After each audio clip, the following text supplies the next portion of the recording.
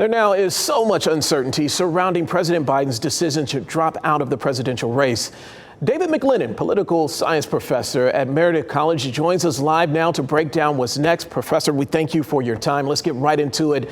Now, Biden has previously said that if he was suffering some type of health ailment, he would step down. That does not seem to be the case, but are some wondering if he should step down at this point?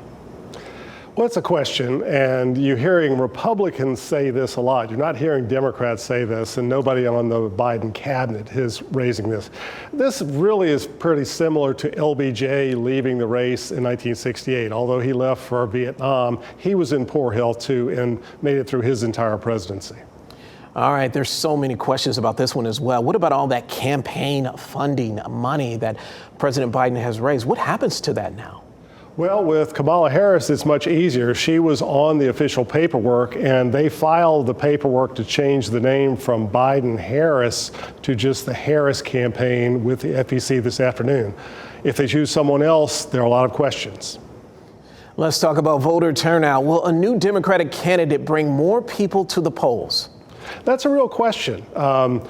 Certainly Joe Biden's approval rating had gone down. His numbers were pretty low. Almost anyone on the ballot, Kamala Harris or some other Democrat's going to create some enthusiasm. How long that enthusiasm lasts, will it last until Election Day? We'll have to wait and see about that. All right, there's so many races out in North Carolina. What about the impact on other Democratic races on the ballot here in North Carolina? Well, having a stronger person at the top of the ticket, someone who is bringing out votes, is going to help people down ballot.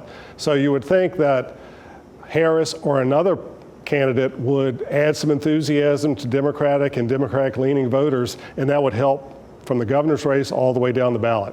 Yeah, let's stretch that question out a little bit more, Professor. We've reported that Cooper could be a VP candidate if Harris were the nominee. Now, would that be enough to help Democrats win North Carolina?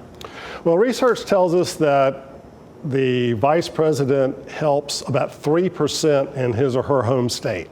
So if this race were to tighten up, the Cooper vice presidential nomination could in fact be enough to swing the race toward the Democrats.